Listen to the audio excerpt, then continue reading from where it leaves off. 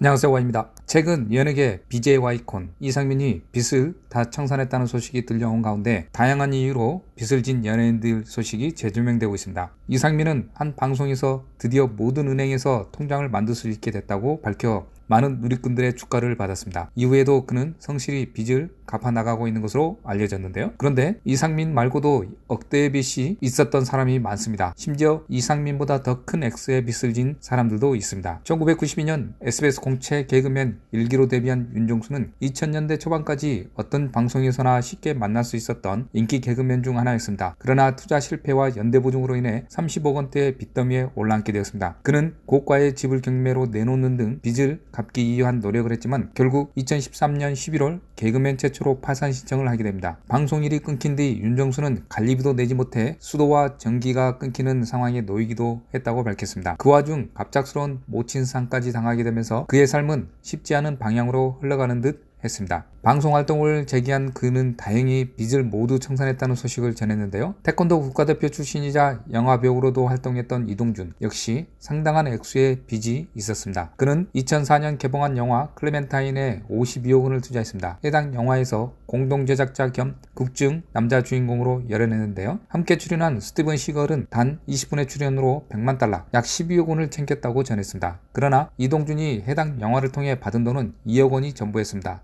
순식간에 50억의 빚을 지게 된 것입니다. 그는 망했어도 내가 벌어서 내가 갚는다라는 생각으로 3년 반 동안 반부대에서 쉬지 않고 노래했다고 했습니다. 그 결과 50억의 빚을 모두 청산할 수 있었습니다. 대한민국의 탑 코미디언이자 국민 MC인 신동엽 또한 어마어마한 빚으로 인해 괴로운 시기를 보냈습니다. 그는 2004년 연예기획사를 설립하며 국내에서 내로라 하는 연예인들을 거느렸습니다. 그러나 사업 실패를 겪으면서 80억 원이라는 빚을 지게 되었습니다. 이후 그는 쉬지 않고 방송에 출연하며 빚을 모두 청산했습니다. 2006년에는 아내 신혜은을 만나 결혼도 했으며 지금은 수백억대의 자산을 가진 부동산 재벌로 화려하게 재기에 성공하게 됩니다. 심영래는 과거 연구 없다 한마디만으로 대한민국 코미디의 정점에 올랐던 인물입니다. 그는 한국 최초 개그맨 출신 영화감독, 연예인 소득 1위, 연예인 보험 납세 1위, SF 영화와 CG 분야 개척자 등 다양한 타이틀을 가지고 있습니다. 국민 배우 안성기가 영화 출연료로 평당 1,500만 원을 받던 시절 심영래는 러닝 게렌터까지 포함하여 2억 원씩을 받았다고 전했습니다. 그러나 그의 삶은 그렇게 순탄하게만 흘러가지는 않았습니다. 영국 캐릭터로 개그계를 접수한 후